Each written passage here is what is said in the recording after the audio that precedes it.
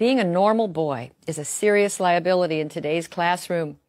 Boys tend to be disorganized and restless. Some have even been known to be noisy and hard to manage. Sound like any boy you know?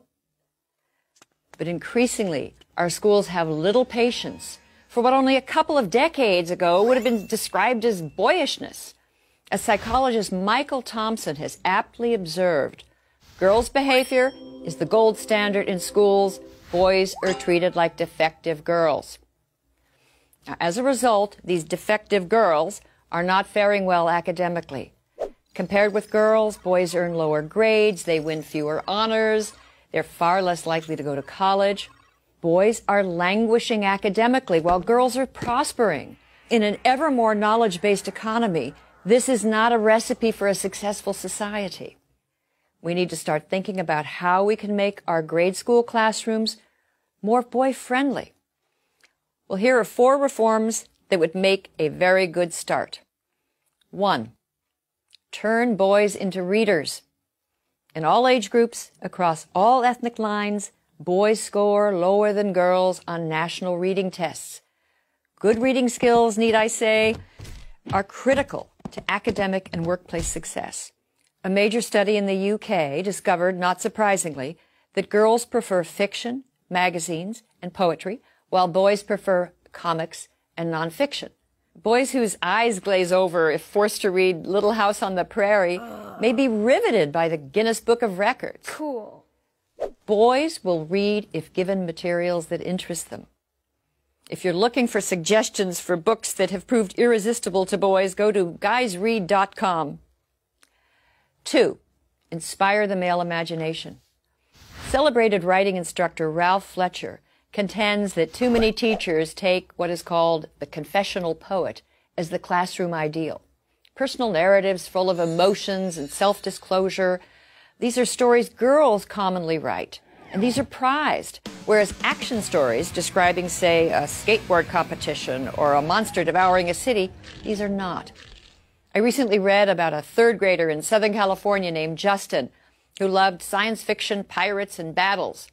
Well, an alarmed teacher summoned his parents to school to discuss the picture the 8-year-old had drawn of a sword fight, which included several decapitated heads. The teacher expressed grave concern about Justin's values. The boy's father was astonished, not by his son's drawing, which to him was typical boy stuff, but by the teacher's overwrought and female-centered reaction. If boys are constantly subject to disapproval for their interests and enthusiasms, they're likely to become disengaged and lag further behind. Our schools need to work with, not against, the kinetic imaginations of boys. 3. Zero out, zero tolerance. Boys are nearly 5 times as likely to be expelled from preschool as girls. And in grades K through 12, boys account for nearly 70% of suspensions. Now, this is often for minor acts of insubordination, and sometimes for entirely innocent behavior. Hardly a week goes by without a news story about a young boy running afoul of the school's zero-tolerance policy. Josh Welch, age 7, was recently sent home from his Maryland school for nibbling off the corners of a strawberry Pop-Tart into the shape of a gun. Josh, like many other boys punished for violating zero-tolerance policies, was guilty of nothing more than being a typical 7-year-old boy. 4. Bring back recess. Believe it or not, recess may soon be a thing of the past. According to research summarized by the Science Daily, since the 1970s, school children have lost close to 50% of their unstructured outdoor playtime. And much-loved games have vanished from schoolyards. In schools throughout the country, games like dodgeball, Red Rover, even tag have all but disappeared.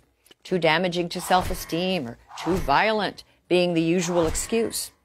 One popular classroom guide suggests tug of war be replaced with tug of peace. Boys need to work off their energy.